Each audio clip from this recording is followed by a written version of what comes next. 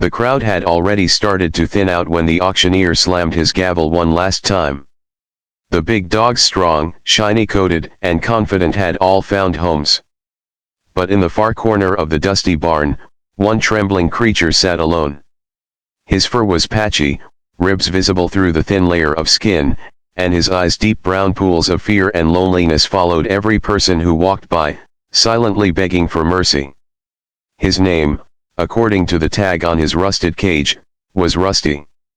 No one wanted him. Next up, the auctioneer called half-heartedly. 1-year-old mixed breed, poor health condition, not trained. The people barely looked up. One woman whispered to her friend, "That thing looks half dead," and they both laughed. The auctioneer sighed. "Starting at $20. Silence. 10. Still nothing. He looked ready to close the bid when a quiet voice rose from the back. "I'll take him." Heads turned.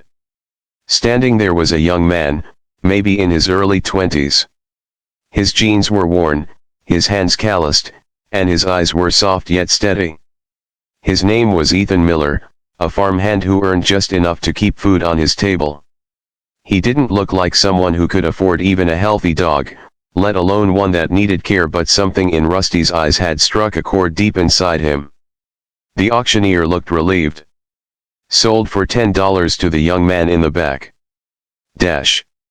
When Ethan carried Rusty out of the barn, the dog didn't move. He was limp, terrified, expecting another round of disappointment or pain. Ethan whispered, "It's okay, boy. You're safe now." The words were simple, but they carried warmth Rusty hadn't felt in a long time. The first few days on the farm were tough. Rusty wouldn't eat much. Loud sounds made him cower. When Ethan tried to pet him, Rusty flinched as if expecting a hit. The vet said he'd been abused, likely starved, and used for fights. "He'll take time," she said, "but he can heal with patience and love." So Ethan gave him exactly that.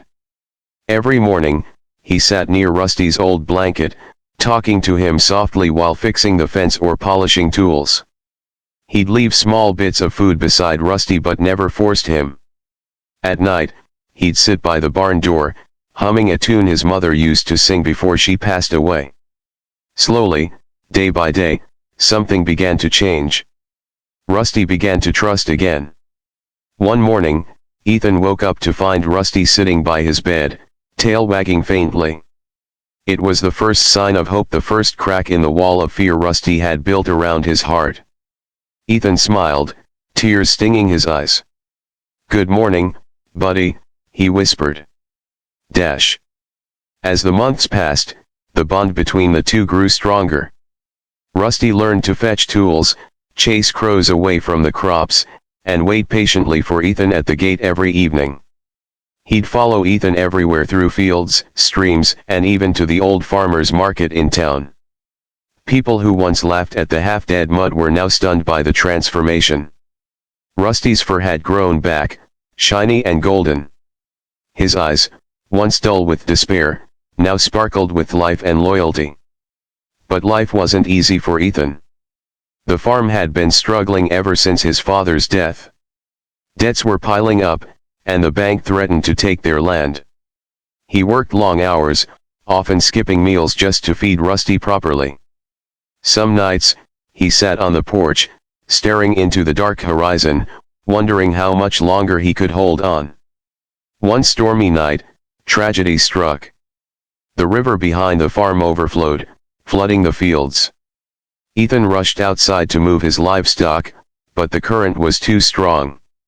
As he struggled to untie a frightened calf, his foot slipped, and he fell into the rushing water.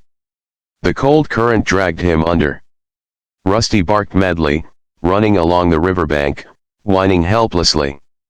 Then, with a leap of pure instinct, he plunged into the water. Through wind, rain, and roaring water, Rusty fought his way to Ethan.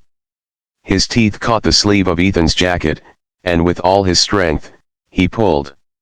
Inch by inch, he dragged the unconscious young man toward the shore. When Ethan finally coughed and opened his eyes, The first thing he saw was Rusty soaked, shivering, but alive, resting his head on Ethan's chest. Dash. The story spread across the small town like wildfire. Local reporters covered it, calling Rusty the hero dog of Maple Creek.